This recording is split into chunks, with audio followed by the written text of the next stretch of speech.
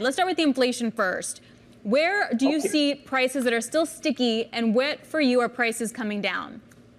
Okay, good to see you. By the way, I got to thank you for wearing Snap-on red. I feel really at home. Anytime, Nick, anytime. It's a good thing. Look, if you're talking about the company seems to be pretty solid. You know, the difficult inflation, the turbulence associated with inflation and supply chain is deeply in the rearview mirror. There's no more spot buys. So companies all over, I think, big and small, are okay with inflation.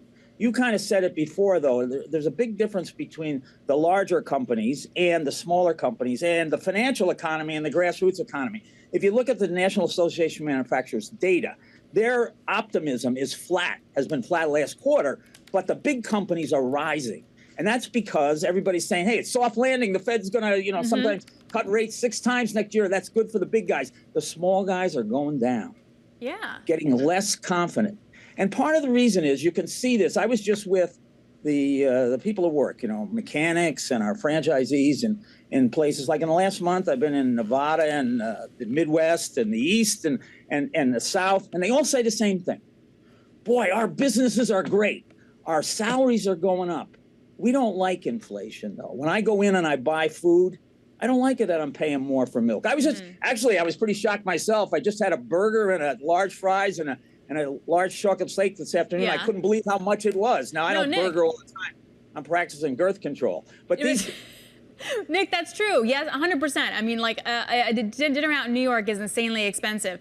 Do you get the sense, though, that if all of a sudden we do get those, say, 6 cuts from the Fed, that demand's going to shoot right up and that inflation will then pick right up? No? Well, I think for big companies, it'll be good. People will invest. As you said, I think we're the arms dealers of critical solutions. So I think we'll do okay from big companies' point of view. And our big company business, selling critical industries to larger industries, are doing great, up double digits for 4 straight quarters. But if you go down to the grassroots level, for mechanics and other people who are in factories, they are troubled. And what drives their consumption has to do with, 1, the confidence they have and where they've been, and they've been through the pandemic, they're confident. 2, the work they're seeing, and their work is great.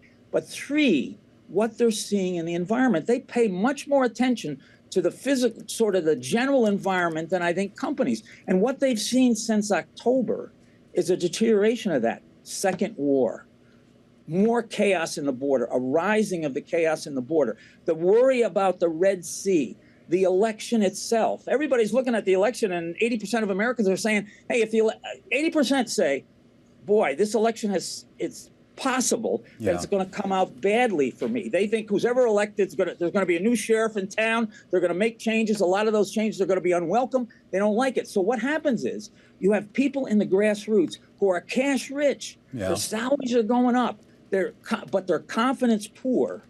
And so what happens in those situations is they pivot towards shorter payback items. Yeah.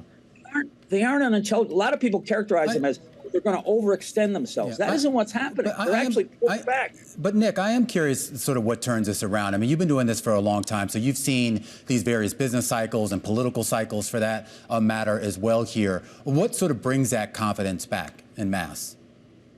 Well, I think one is you have to clear up some of the difficulties, or they have to make themselves through it. It happened, Romaine, it happened in the beginning of the pandemic. The pandemic occurred, and this is what happened. Repair shops kept humming because transportation is critical. Everybody ate. You need trucks to eat. They need to deliver stuff. You need warehouse workers. So those factory workers, those guys kept working. 2/3 of America kept working all through the pandemic. But they pulled back some and focused on shorter payback items. In Snap-on terms, wrenches and power tools and so on, and didn't buy 350 billion bit diagnostic units that will pay back eventually. And so that's what they did. But then as the pandemic kept going and they realized they could survive it and that society was going to survive without turbulence, they started to open up. This happened also in the great financial recession.